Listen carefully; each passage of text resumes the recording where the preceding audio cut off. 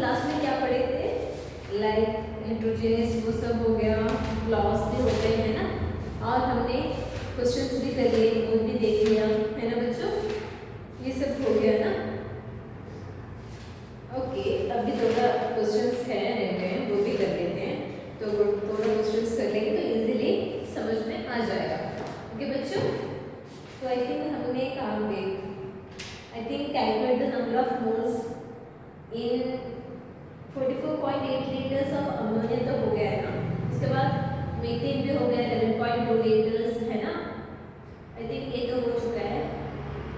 Okay, यहाँ पे कर लेते हैं। Okay, number of atoms I think वो भी हो चुका है। ओके, उसके जैसे ही थोड़ा सा क्वेश्चंस कर लेते हैं। ओके, यहाँ पे है calculate number of atoms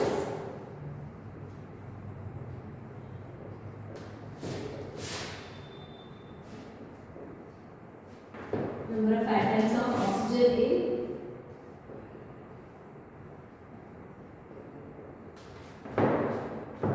24 gram of ozone gas.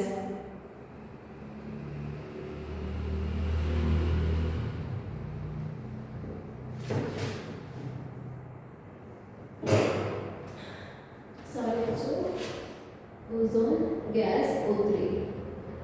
Okay, पहले तो क्या है नंबर ऑफ एटम्स, इसके पहले मतलब ओके एक मोल में कितने एटम्स होंगे। अब यहाँ पे O3 मॉलिक्यूल है ना, O3 तो मॉलिक्यूल और कितना दिया है यहाँ पे 24 ग्राम। अब देखते हैं उसका मॉलिक्यूलर वेट देखते हैं पहले से, यहाँ पे पहले देखते हैं मॉलिक्यूलर वेट। ओके,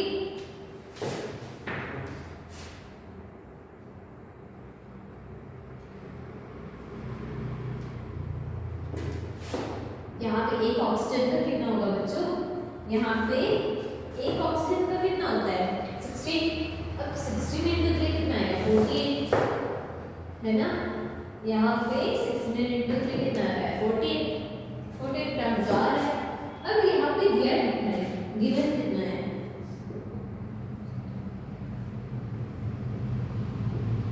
24। तो नंबर ऑफ मोल्स कितने हुए बच्चे, नंबर ऑफ मोल्स हुआ हमारा 24 डिवाइडेड बाय 48, 48 डिवाइड बाय 24 नहीं, ये गलती मत कर लेना आप लोग। तो यहाँ पे आ जाएगा 1/2, यहाँ पे आ जाएगा 1/2। ओके, इसमें कुछ डाउट है नहीं ना, इसमें तो कुछ डाउट नहीं है ना आप लोगों को। फाइन, उसके बाद क्या आता है, हमें क्या फाइंड आउट करना है, calculate number of atoms. Okay, यहाँ पे कैसे कर लेंगे, कितना एटम्स है, एटॉमिसिटी देख लेते हैं। ऑक्सीजन तो 3 है लेकिन मोल्स तो एक ही है ना, एक मोल में कितने होते हैं, एक मोल में होते हैं 6.023 into 10⁻23। यहाँ पे इस केस में देखा जाए तो मॉलिक्यूल्स, लेकिन हमें क्या फाइंड आउट करना है एटम्स। तो number of atoms equal to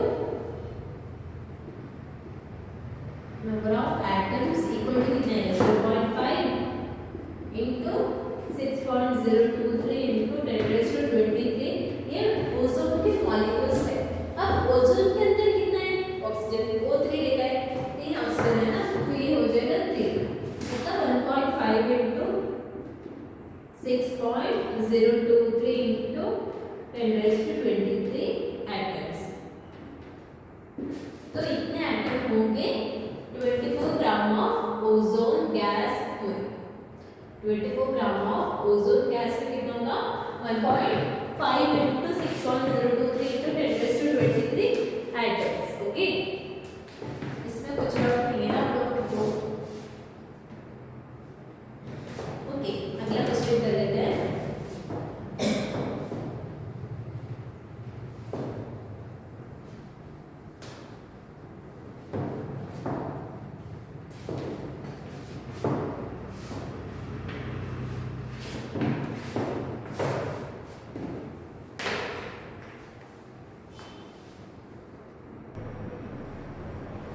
okay, तो अगला क्वेश्चन कर लेते हैं। यहाँ पे calculate the number of protons, neutrons, electrons in 60 gram of ethane. Calculate number of protons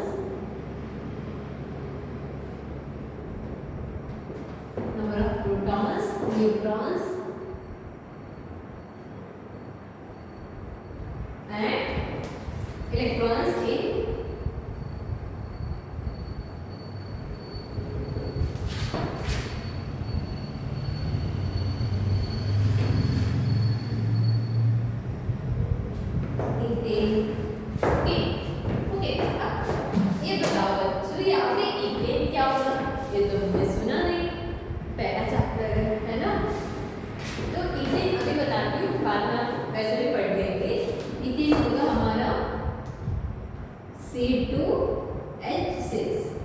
C2H6 है ना, ये होगा हमारा मीथेन।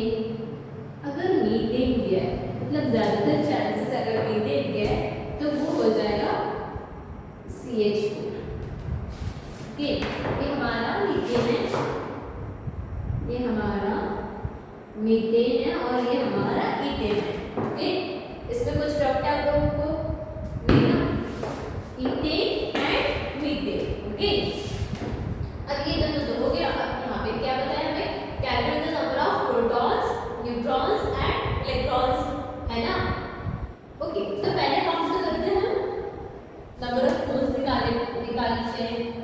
अब नंबर ऑफ मोल्स कैसे कैलकुलेट करेंगे? यहाँ पे जनरल फॉर्मूला तो है, हमारे पास क्या है यहाँ पे मॉलिक्यूलर फॉर्मूला तो है ना। ओके, तो यहाँ पे कैसे है इसका मॉलिक्यूलर वेट क्या है, पहले वो फाइंड आउट करते हैं। मॉलिक्यूलर वेट, मॉलिक्यूलर वेट कितना आएगा? देखो C2 है, एक कार्बन का 12 है ना, 12 प्लस वहां पे आ जाएगा 24, 12 प्लस 12 24 प्लस 6 आएगा, तो यहाँ पे आएगा 30 है ना, 30 ग्राम तो आएगा ही ना। फाइन, ये हो गया। इसमें कुछ डाउट है? नहीं ना। उसके बाद क्या करते हैं, और यहाँ पे कितना दिया है 60 ग्राम, तो नंबर ऑफ मोल्स कितना होगा? Number of moles equal to 30 ऊपर है कि नीचे? यहाँ पे इसका मॉलिक्यूलर वेट है ना, गिवन वेट कितना है बच्चों? 60 डिवाइडेड बाय 30, तो यहाँ पे आ जाएगा 2। 60 divided by 30 divided equal to 2 आ जाएगा। ओके, अब यहाँ पे calculate the number of protons, neutrons and electrons, है ना। अब नंबर ऑफ मॉलिक्यूल्स कितना होगा? यहाँ पे नंबर ऑफ एक मोल में तो इतने मॉलिक्यूल्स है, लाइक एक मोल में 6 पॉइंट इतने number of molecules. Number of molecules यहाँ पे निकालते हैं।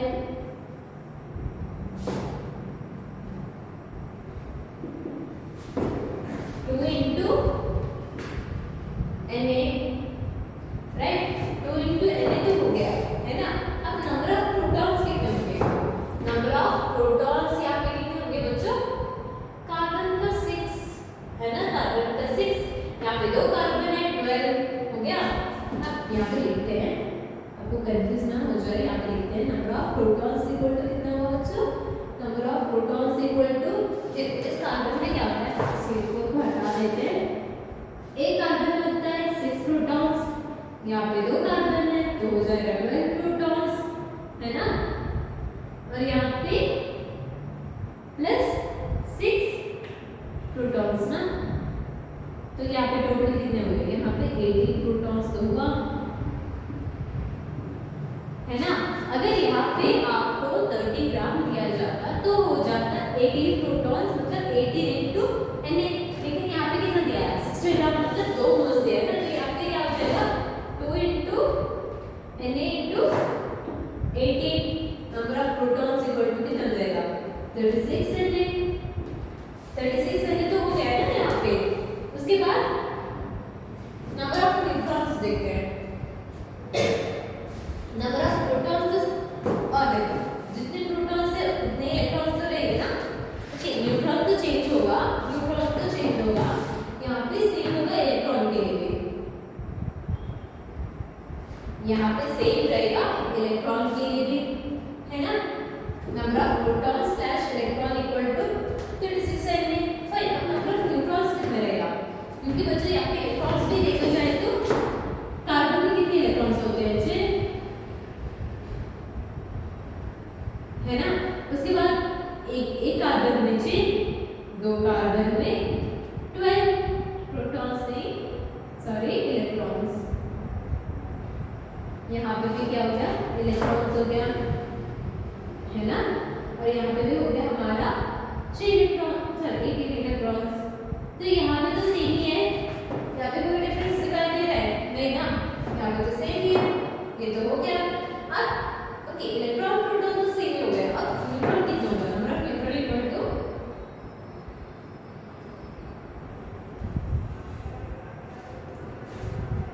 Number of neutron equal to कितना होना चाहिए आपके।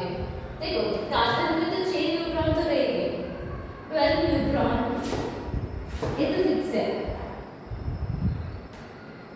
ये तो फिक्स है। प्लस यहाँ पे आपको पता है हाइड्रोजन में कितने न्यूट्रॉन्स होते हैं, 0 ना, इसमें तो न्यूट्रॉन्स नहीं रहता है, तो यहाँ पे 0 न्यूट्रॉन, मतलब न्यूट्रॉन है नहीं हाइड्रोजन की तरफ से, तो यहाँ पे कितने हैं 12, तो यहाँ पे क्या आ जाएगा 2 है, अरे बदलो यहाँ पे 60/2 किया था ना 2 ओके इनटू यहाँ पे कितना आ रहा है 12, तो आएगा हमारा 24 Na, यहाँ पे आ जाएगा हमें 24 Na। इसमें कुछ डाउट है आप लोगों को, इजी तो है ही, है ना। यहाँ पे अगर आपको ऐसे क्वेश्चन आया तो आप कर सकते हो ना बच्चों, इजीली हो जाएगा ना, कोई दिक्कत तो नहीं है ना आपको ऐसे क्वेश्चन करने में, नहीं ना। ओके अब देखते हैं अगला question.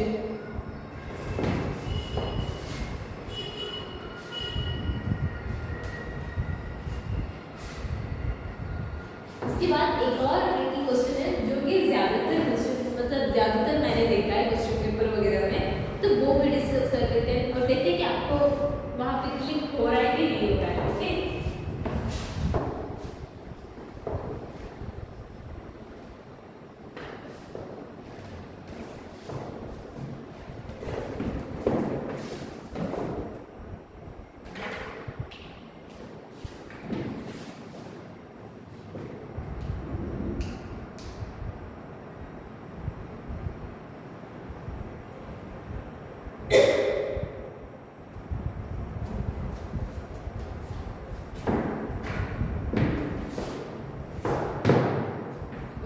calculate number of atoms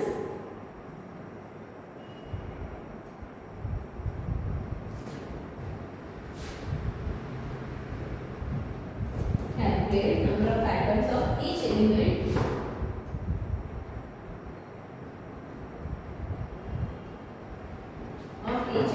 present in 36 gram of water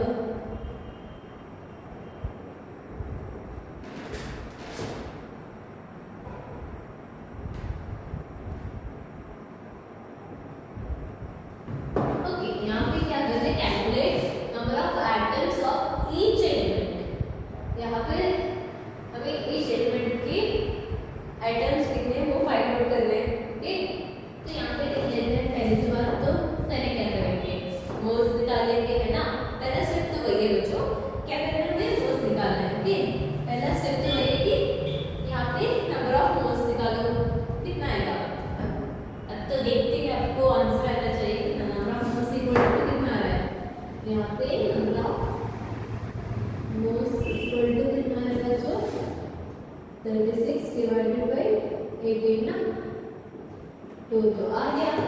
अब यहाँ पे क्या करना है, नंबर ऑफ मॉलिक्यूल्स, अब नंबर ऑफ एटम्स ढूंढने हैं, हमें क्या करना है number of atoms find out करने हैं, है ना। तो यहाँ पे देखो एक तो 2 है, 36 ग्राम ऑफ वाटर है, उसमें कितने होंगे 36 ग्राम ऑफ वाटर में एक मॉलिक्यूल में कितना होता है,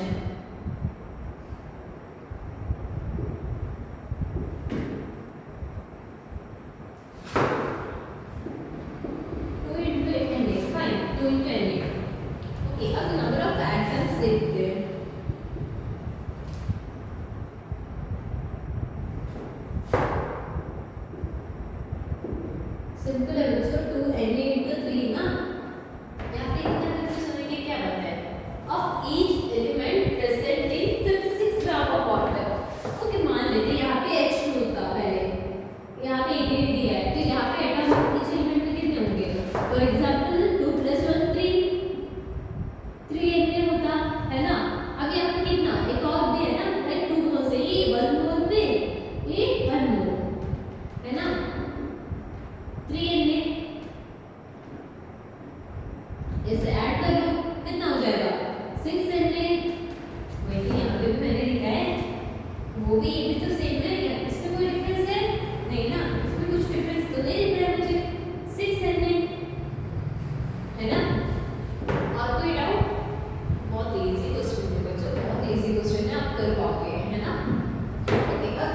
एक और क्वेश्चन देख लेते हैं, ये थोड़ा कंफ्यूजिंग होगा मे बी।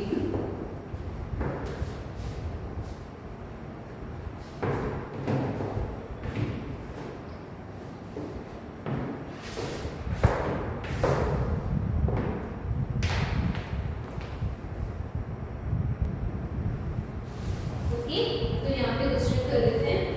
देखो बच्चों, calculate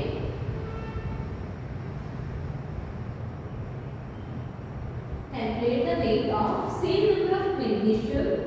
Calculate the weight of same number of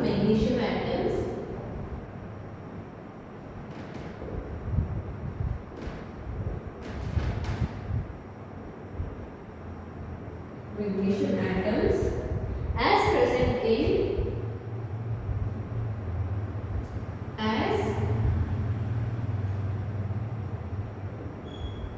present in 46 gram of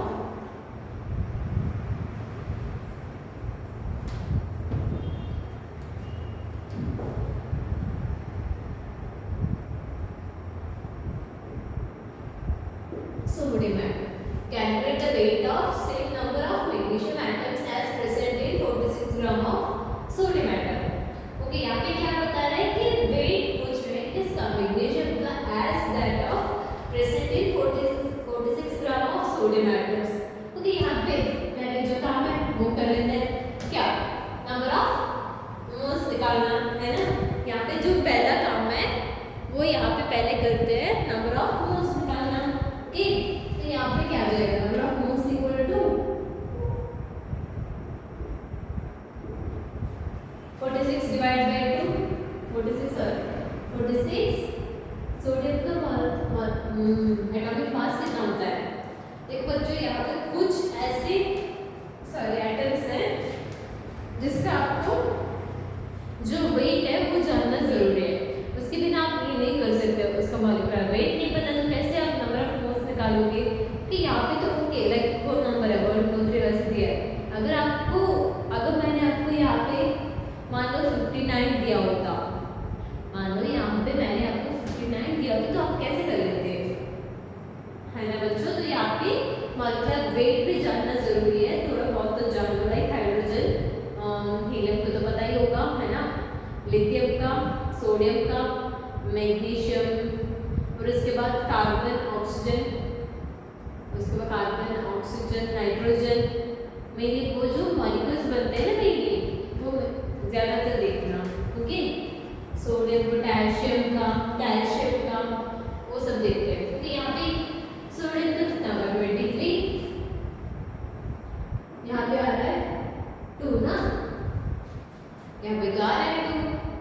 okay, ये तो क्लियर है, ये तो हमारा क्लियर है, फाइन। अब क्या बोल रहे हैं, calculate the weight of same number of magnesium atoms as present in 46 gram of sodium atom. अब इस सोडियम एटम में कितने मॉलिक्यूल्स रहेंगे, कितने एटम्स रहेंगे, number of atoms equal to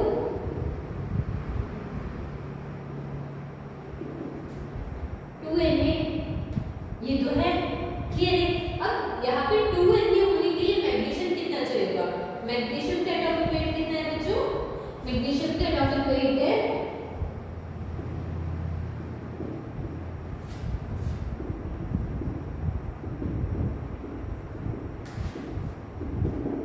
24, मतलब उसमें Na नंबर ऑफ एटम्स है, Na number of magnesium atoms है। अब ये लोग क्या बता रहा है, calculate the weight of same number of magnesium atoms as present in 46 gram of sodium atom.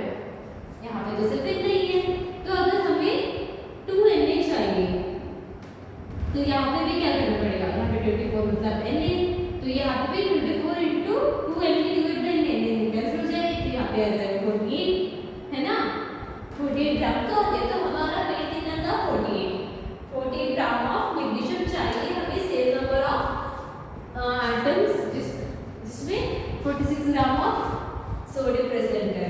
Okay, इसमें कुछ डाउट है नहीं ना, ये तो क्लियर है ना। ओके, अब ये कर लेते हैं,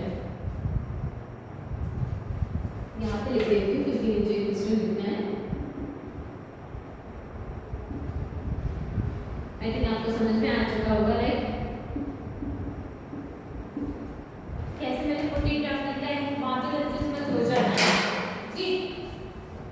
विच among the following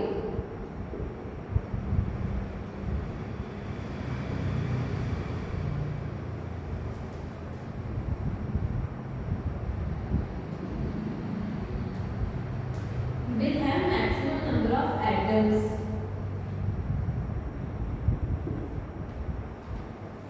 Will have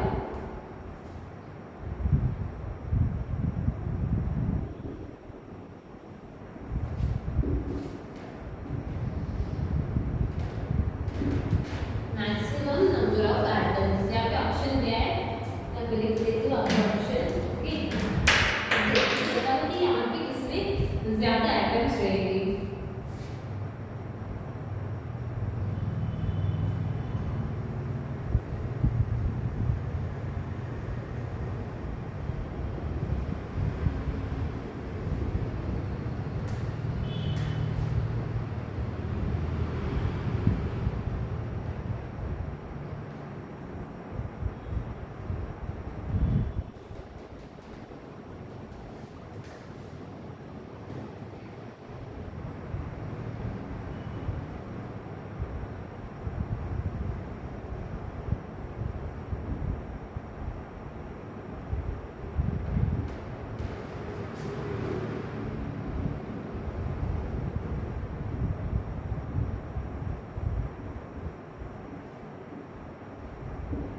one gram of calcium, fine.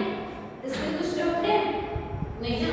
1 gram of silver, 1 gram of sodium, 1 gram of magnesium and 1 gram of calcium. Okay, which among the following will have the maximum number of atoms? Okay बच्चों, यहाँ पे एक काम करती हूँ, मैं आपको एक एग्जांपल देती हूँ। यहाँ पे मैं आपको 1 मिनट एग्जांपल देती हूँ। यहाँ पे देखो, फॉर एग्जांपल यहाँ पे मैंने सबका 1 ग्राम लिया है ना। अब यहाँ पे देखो, मैंने 1 ग्राम ऑफ हाइड्रोजन ले लिया और 1 ग्राम ऑफ हीलियम ले लिया, है ना। इसका एटॉमिक मास कितना होगा? इसका एटॉमिक मास 1 ग्राम है, इसका 2 ग्राम है ना। एटॉमिक मास तो उतना ही है, ये गिवन है, ये हमारा मॉलिक्यूलर वेट है, लाइक एटॉमिक वेट है, फाइन। अगर इसमें पूछा जाए कि इसमें ज्यादा नंबर ऑफ एटम्स, मतलब जिसमें ज्यादा नंबर ऑफ मोल्स उसमें ज्यादा नंबर ऑफ एटम्स, है ना। अब यहाँ पे तो मुझे 1 मोल मिल रहा है, यहाँ पे मुझे मिलेगा 1 मोल। यहाँ पे कितना मिलेगा? 0.5। ओके, मान लेते हैं यहाँ पे मैंने 1 ग्राम ऑफ कार्बन लिया है, 1 ग्राम ऑफ कार्बन लिया है, तो यहाँ पे कितना होगा? 1 डिवाइडेड बाई 12 ना। तो यहाँ पे कम हो गया, 1 डिवाइडेड बाई 12 कितना होता है भाई? यहाँ पे 0.0 कुछ तो आएगा, मतलब बहुत कम, है ना। यहाँ पे बहुत कम, मतलब यहाँ पे जैसे इसका वेट बढ़ा, जो एलिमेंट हम ले रहे हैं उसका वेट बढ़ा, तो वहाँ पे नंबर ऑफ एटम्स क्या होंगे? कम हो जाएंगे। अब ये लॉजिक यहाँ पे लगाओ, ये लॉजिक यहाँ पे लगाओ। अब सिल्वर तो पता ही है, ऑब्वियसली ज्यादा ही होगा, बहुत ज्यादा होगा ना, तो इसका बहुत कम होगा। सोडियम का कितना है? 23, मैग्नीशियम का 24, कैल्शियम का रहेगा 40 या कुछ ऐसा। तो यहाँ पे देखो, जिसका एटॉमिक वेट कम, उसका ज्यादा एटम्स रहेंगे, उसका ज्यादा एटम्स रहेंगे, है ना। लॉजिक समझ में आया? इनवर्सली प्रोपोर्शनल है मोलर मास से। Okay, inversely number of atoms is inversely proportional to the molar mass.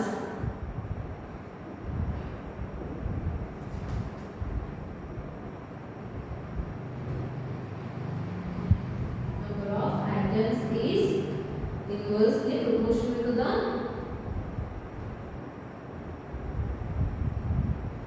molar mass. Okay, inversely proportional to the molar mass.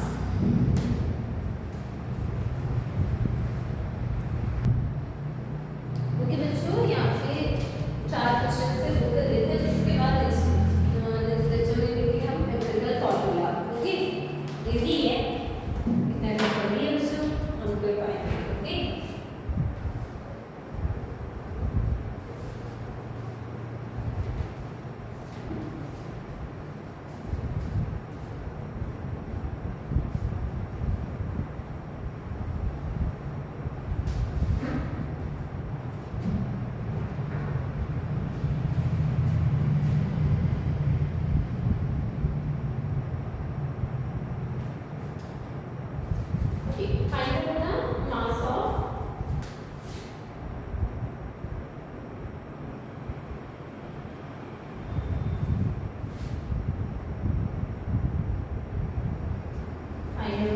of 10 raised to 21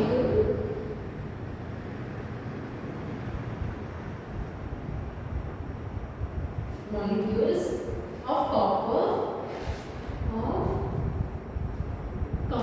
अगर आपको मैं एडिशनल इंफॉर्मेशन देती हूँ कि कॉपर का atomic weight होता है 63.5 ओके। अब ये लोग क्या पूछ रहे हैं, find out the mass of 10 raised to 21 molecules of copper।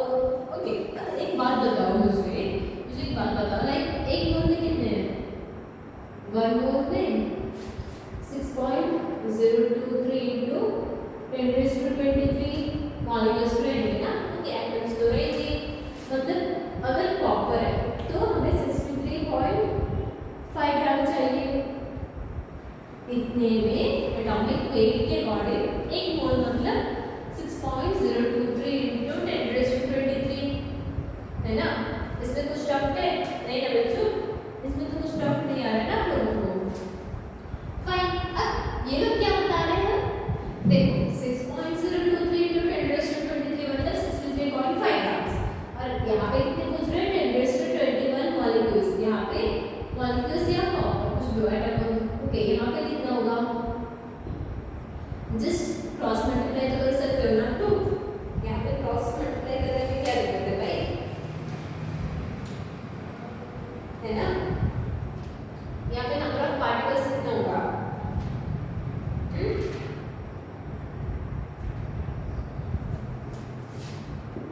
यहाँ पे कितना है बच्चों, 10 into 10 raised to 21 into 63.5 divided by 6.023 into 10 raised to 23। अब ये 10 raised to 21 कैंसिल हो गया, यहाँ पे 23 कैंसिल हो गया, बचा क्या 10 raised to 2, एक आ जाएगा ऊपर जाएगा तो 0.635 डिवाइडेड बाय 6 आ जाएगा, है ना, सही तो है ना। 10 raised to 2 ऊपर जाएगा, 10 raised to -2 हो जाएगा, यहाँ पे 2 पॉइंट आ गया, 0.635 into 6। अब ये होगा, मुझे तो मिल रहा है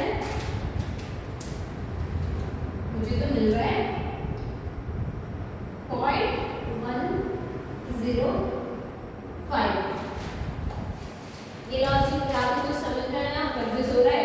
देखो हमारे पास एटॉमिक मास तो है, एक एटॉमिक मास मतलब उसमें कितने मॉलिक्यूल्स रहेंगे, n है ना, n नंबर ऑफ मॉलिक्यूल्स तो रहेंगे, ओके, ये तो क्लियर है। और यहाँ पे n नंबर ऑफ मॉलिक्यूल्स मतलब यहाँ पे कितने हो रहे हैं, 6.023 raised to 23 पार्टिकल्स है, और यहाँ पे इन्होंने क्या बोला, सिर्फ 10 raised to 21 मॉलिक्यूल्स है। अगर सिर्फ 10 raised to 21 मॉलिक्यूल्स है तो कितना हो जाएगा, कितना वेट हो जाएगा, ये पूछ रहे हैं, है ना। अगर 10 raised to 21 पार्टिकल्स है तो कितना वेट हो जाएगा, ये पूछ रहे हैं, वो तो हमने निकाल लिया, कितना होगा 0.1 ग्राम ना, सिर्फ उतना ही होगा। 10 raised to 21 पार्टिकल्स है, फिर भी वेट देखो कितना हो रहा है ना। अगर मैंने ले लिया था, अगर सोचो अगर मैंने ले लिया 10 raised to 23 पार्टिकल्स से ले लिया, अगर मैंने 10 raised to 23 पार्टिकल्स ले लिया तो यहाँ पे कितना आता है, 63.5 डिवाइडेड बाय 6.03, यहाँ पे आ जाएगा 10 ग्राम। थोड़ा कंफ्यूज तो हो गए, जस्ट क्रॉस मल्टीप्लाई कर दो भाई, क्या दिक्कत हो रहा है, इतना भी तो टफ नहीं, जस्ट लॉजिक लगाओ कि इतने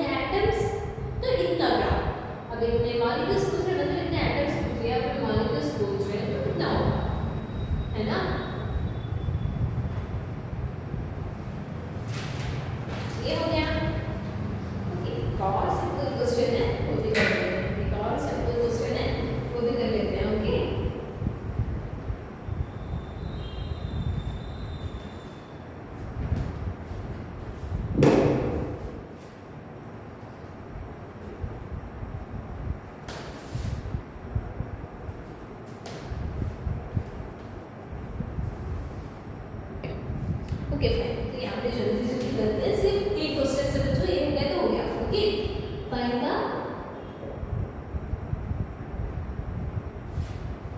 the mass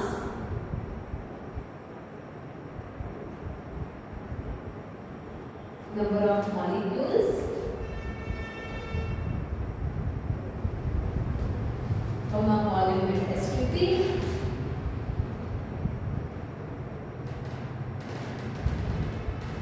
volume S2P, number of atoms in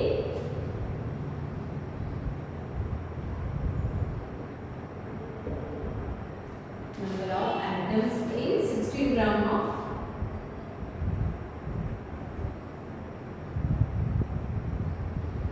O2। पहले क्या निकालना है, find the mass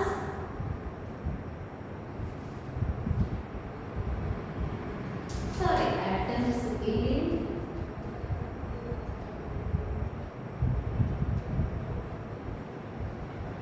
half gram molecule of O2। अभी हाफ ग्राम, ओके आधा किलो बोलते हैं ना, वैसे यहाँ पे समझाती हूँ। यहाँ पे मास होगा, ओके यहाँ पे इस आधे को ऐसे समझो कि यहाँ पे सिर्फ आधा दिया है, तो मास हो जाएगा O2 का मास हो जाएगा आधा, मतलब 1632 था ना। ओके अब यहाँ पे हम निकालते हैं number of moles, number of moles निकाल सकते हैं ना हम लोग। यहाँ पे देखो नंबर ऑफ मोल्स कितना है, 16 डिवाइड बाय 32 मतलब आ रहा है 0.5 मोल्स या फिर 0. ऐसे भी देख सकते हैं। ओके वॉल्यूम कितना होगा, वॉल्यूम एट एसटीपी कितना होगा बच्चों। यहाँ पे देखो सिंपल है, अगर 1 मोल है तो वहाँ पे हो जाएगा 22.4 लीटर्स, यहाँ पे कितने मोल है 0.5 मोल्स है, तो यहाँ पे हो जाएगा 11.2 लीटर। फाइन, ये तो हो गया। नंबर ऑफ एटम्स कितने होंगे भाई, नंबर ऑफ एटम्स तो इजी है, नंबर ऑफ एटम्स कितना हो जाएगा, number of atoms equal to, okay पहले लिखते हैं नंबर ऑफ मॉलिक्यूल्स, उसके बाद जाते हैं है ना नंबर ऑफ मॉलिक्यूल्स कितना हो रहा है बच्चों। यहाँ पे नंबर ऑफ मॉलिक्यूल्स हो रहे हैं 0.5 into Na, fine 0.5 into Na। Number of atoms कितना होगा, नंबर ऑफ एटम्स कितना होगा 0.5 into 2 O2 है ना, into Na, तो कितना कितने Na, मतलब 6.023 into 10 raised to 23 molecules, 6.023 into 10 raised to 23 molecules। Fine, कुछ डाउट तो नहीं है ना। ओके अब अगला जो क्वेश्चन है परसेंटेज निकालना। मतलब एक मॉलिक्यूल या फिर एक एटम एक कंपाउंड में कितने परसेंटेज से है वो निकालेंगे।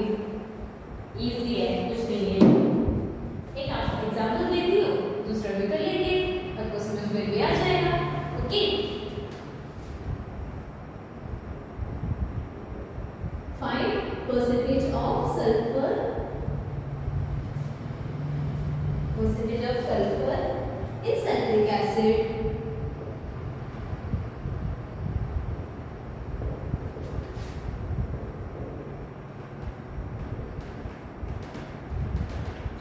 सल्फ्यूरिक एसिड तो H2SO4 हो गया।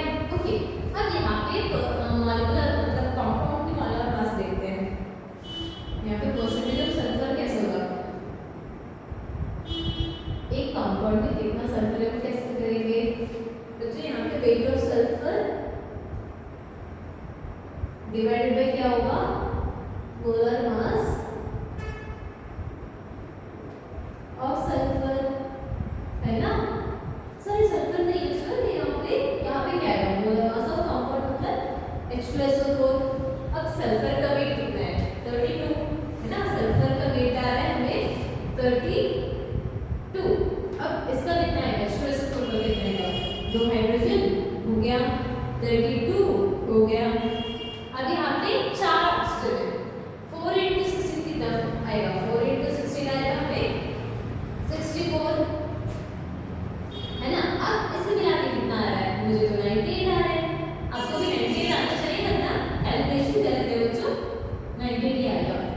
ओके 98 आ रहा है। अब इसे सॉल्व करने बैठो, ये तो आपको ही करना है। कितना आएगा 16 डिवाइड बाय 56, 8 डिवाइड बाय, करोगे तो मिल जाएगा।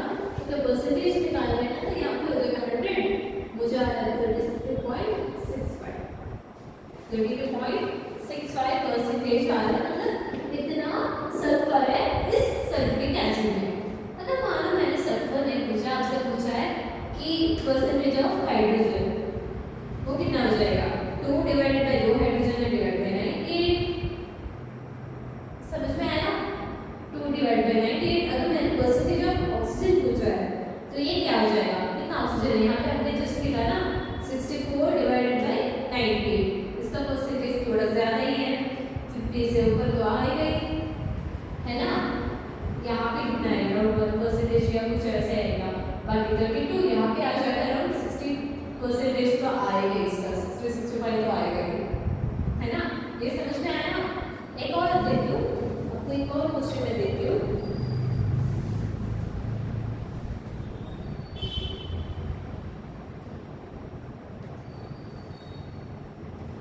सल्फर नहीं,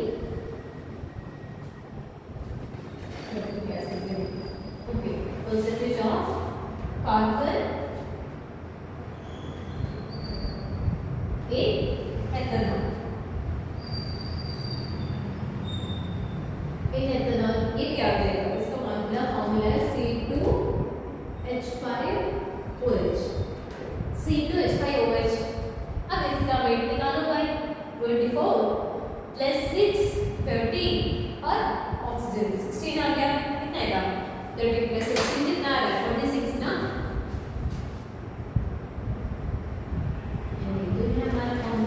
तो परसेंटेज ऑफ कार्बन कितना आ गया 12 डिवाइड बाय 46, कितना आ रहा है 12 डिवाइड बाय 46, मुझे तो आ रहा है 52%। ओके, यहाँ पे 100 से मैंने मल्टीप्लाई नहीं किया, वो बोल गए, यहाँ पर आ रहा है 52.7। अगर मैंने पूछा है हाइड्रोजन का परसेंटेज ऑफ हाइड्रोजन कितना आता, यहाँ पे कितने हैं 6 हैं, तो 6 डिवाइड बाय 46 आता, तो 100 है ना। अगर मैंने पूछा यहाँ पे ऑक्सीजन का, और ऑक्सीजन कितना आता है, यहाँ पे ऑक्सीजन कितने हैं बच्चों, यहाँ पे एक ही है ना, तो यहाँ पे हो जाएगा 16 डिवाइड बाय 46 है ना, 16 डिवाइड बाय 46 अराउंड 40% तो आता है। हाँ 40% या 30 कुछ तो आएगा। चल कर लेना, ये दो क्वेश्चन समझ में आया, कुछ डाउट है नहीं ना।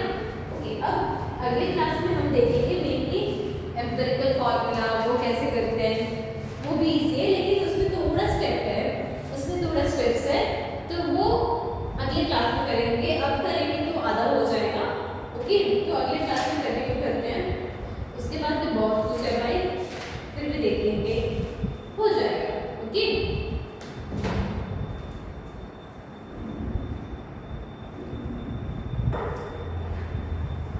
अगली क्लास में एम्पिरिकल फॉर्मूला वो सब देखेंगे। अभी तक जो हुआ है, अभी तक जो हुआ है वो एक बार रिवाइज कर लो अच्छी तरह से, तो हो जाएगा।